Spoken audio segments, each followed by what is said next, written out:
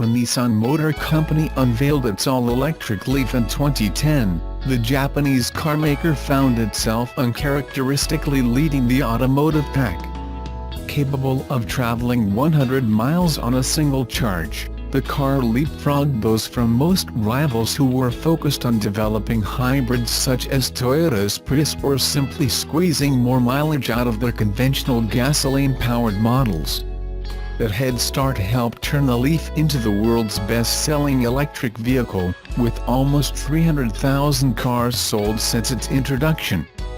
Fast forward 7 years, and the Leaf's early lead seems set to vanish. These days, shoppers for EVs are generally drawn to a different automaker, Tesla Incorporated. That brand's global cachet and the rock star status of co-founder Elon Musk have made its name almost synonymous with electric cars.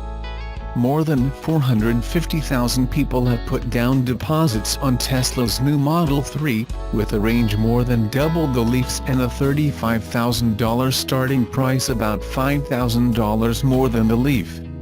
In an attempt to defend its position in the EV market, Nissan on September 6 in Chiba Prefecture near Tokyo and simultaneously in Las Vegas is set to unveil a Leaf with snazzier styling and greater range between charges, with the base price analysts expect to be about the same as the current car's $30,680 starting price.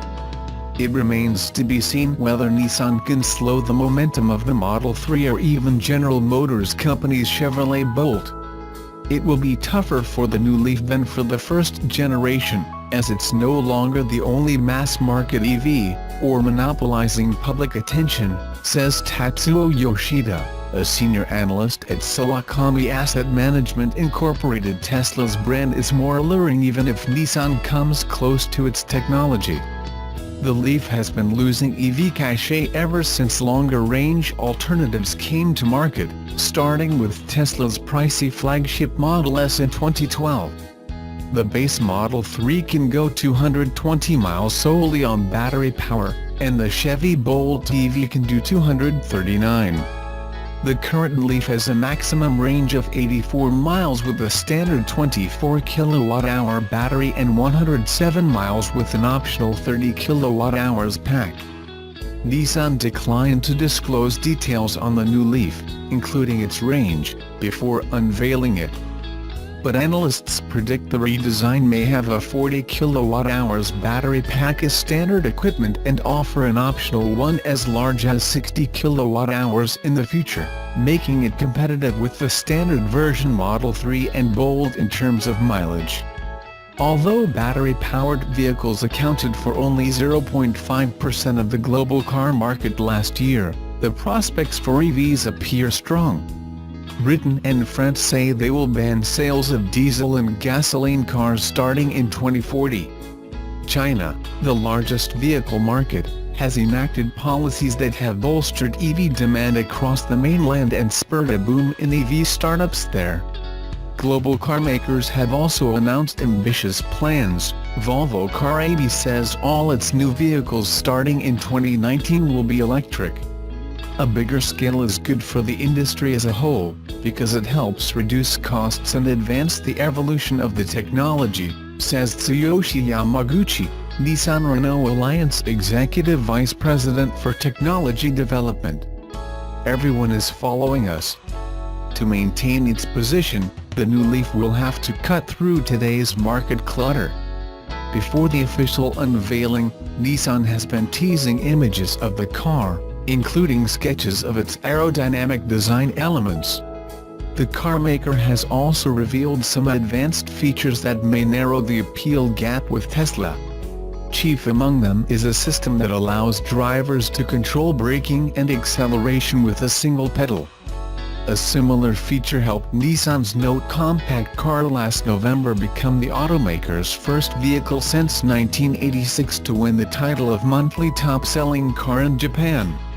The Leaf will also feature an upgraded version of Nissan's advanced driver assistance system, ProPilot, making it the first Nissan to be able to park by itself. Current versions of ProPilot, Available in the Serena minivan and X-Trail SUV in Japan, can handle autonomous single-lane driving on a highway. Such cutting-edge technologies will make the second-generation Leaf more competitive, says Hiroshi Ataka, an analyst at IHS Markit Limited. They may woo consumers, but we'll need to wait to see key barometers such as pricing, battery range, and design. The new Leaf faces an increasingly crowded market, with large numbers of high-profile EVs scheduled to hit the roads over the next few years. Tesla's Musk has suggested it will take until at least the end of 2018 based on the company's most optimistic production targets to fill the current 455,000 orders for the Model 3. And although the Bolt, introduced in December, has faced a tepid start, its sales have overtaken the Leaf in recent months. Still, the old Leaf is doing reasonably well for a vehicle at the end of its model cycle, analysts say. Global deliveries rose 10% to 14,700 units in the 4 months through July, helped by sales incentives of about $16,000 per unit in the US. The 281,000 current Leafs on the road globally give Nissan a base of potential customers that it can try to upgrade to the new model. And Nissan drivers would have access to a much more mature charging network than many rivals, especially in Japan. Yet brand loyalty isn't so simple with electric cars. One big reason, plug-ins with the exception of Tesla typically lose value faster than gasoline models. That's because the generous government subsidies for initial buyers of these cars mean a second-hand car which is not entitled to such rebates will have to become much cheaper to get sold. Also, the range capability of older generation batteries declines over time. Newer batteries have better technology and longer range specifications. The Leaf loses value faster than other major EVs and hybrids, including the Toyota Prius, Chevrolet Volt, and Tesla Model S. After only about 1 year, the Leaf is cheaper than the average used vehicle in the US, and its range loss is higher and more volatile than that of the Model S, according to Bloomberg New Energy Finance. A typical Leaf is worth only about one-third its initial price by the time it's been driven 30,000 miles, BNEF data show. Mitsuhiro Kunisawa, a Japanese car critic, says he won't buy the new Leaf after seeing his first-generation model lose about 90% of its value in 7 years. He wanted to replace the battery, which has degraded to about 100 kilometers, 62 miles, of range from 160 kilometers, but has failed to find a deal that he thinks makes economic sense. In Japan, Nissan says cost information for battery replacement is available only to Leaf owners who visit dealerships for a consultation.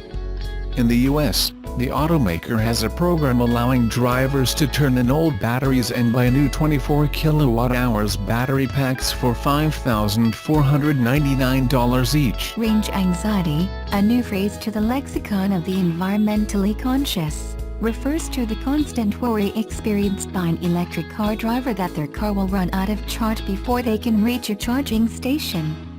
It is often cited as the most important reason many are reluctant to buy electric cars. Hayden Parmar, Director at Yellow E-Mobility Program and Secretariat for the Electric Vehicle Industry Association, says, range anxiety is usually brought about through the low exposure to electric vehicles and understanding of their operations, a perception. He says a change in behavior is required. Parmar notes drivers need to start using recharge opportunities when their car is parked and idle, such as at the mall, at work, or at home, instead of going to a dedicated refuel station. There are currently 95 stations around the country where electric vehicle, EV, owners can recharge, including shopping malls and car dealerships. Tabaseng Matsup, Nissan Africa Head of Communication, says, as different types of electric vehicles are introduced, such as electric commercial vehicles and trucks, we will need to expand the charging network more to support that. The company says it is looking into creating stations that charge using solar power. The Nissan Leaf, which was the first fully EV to enter SA, has a 135 km range on a 100% charge. The only other fully electric car in SA, the BMW i3, has a similar range. These EVs are city cars and are not meant to be driven across country. Nissan and BMW in 2015 signed a memorandum of understanding that will see them jointly install EV charging stations across the country's main metropolitan nodes. This means Nissan Leaf and BMW i3 owners can charge their cars at either BMW or Nissan car dealerships. Palmer says in SA, as of July, 355 100% electric vehicles have been sold since their initial market entry. The Nissan Leaf was introduced to the market at a price point of over R450,000 in 2013, placing EVs out of reach for most South Africans. Sept says, the upper end of the market traditionally accepts, and can afford, new technology first. You will see this trend with most new technologies, including autonomous technology, hybrid propulsion, as in our Infinity range, and electric vehicles. Over time, as the technology becomes more commonplace and less expensive, it can be commercialized and introduced in more affordable vehicles. We expect very slow growth in the next decade. However, as technologies become more accessible over time, the uptake will increase. Palmer says EV owners also need to be aware of regenerative braking, where a user is able to add an additional amount of energy back into the battery by adapting their driving pattern. An electric vehicle has a feature of regenerative braking which allows the driver to lift off the accelerator pedal earlier than normal and allows the electric motor to slow down the vehicle. This feature and driving pattern can aid a small amount towards extending the range of an electric vehicle through making use of this additional feature. Palmer says as battery technology improves, there will be longer range options available from the electric vehicle manufacturers which will debunk the current perception of range anxiety. Nissan is launching the next generation Leaf next week in Japan, and while it could not disclose details, it is expected to have double the range capacity of the current model. The radical rate at which electric vehicle technology is developing is surprising many forecast statistics that have been presented, so the consumer options across electric vehicles options are going to exponentially increase, says Palmer. Jaguar, Audi and Volvo are all expected to make global electric vehicle announcements next year. However, Palmer is not sure SA will see them soon. Currently in SA, the import taxes are not supportive of sustainable vehicle technologies like electric vehicles. EVs are imposed with an additional ad valorem excise duty in SA, which is a disincentive for a sustainable transport option. The current taxation framework of electric vehicles is being addressed through the Electric Vehicle Industry Association to the Department of Trade and Industry alongside the International Trade Administration Commission. The Department of Transport has been actively developing the Green Transport Strategy, which aims to provide a facilitative framework of green transport legislation, inclusive of electric vehicles. The city of Tshwane is one of the first metros to incorporate EVs into its fleet of vehicles. Approximately 28 million tons of carbon dioxide equivalent are emitted per year within the city of Tshwane, and just less than a fifth stem from transport-related emissions, says Executive Mayor of Tshwane Salim Samanga. As such, the city is exploring every possible measure to reduce this footprint, including transitioning to cleaner mobility. The municipality believes investing in electric vehicles is strong endorsement of these vehicles. Palmer says, efforts towards developing and implementing electric mobility in SA need to be facilitated by a multiple of stakeholders within the respective public and private sector organizations. Greater awareness campaigns need to be incorporated across government, industry and academia to enable the transition to electric mobility.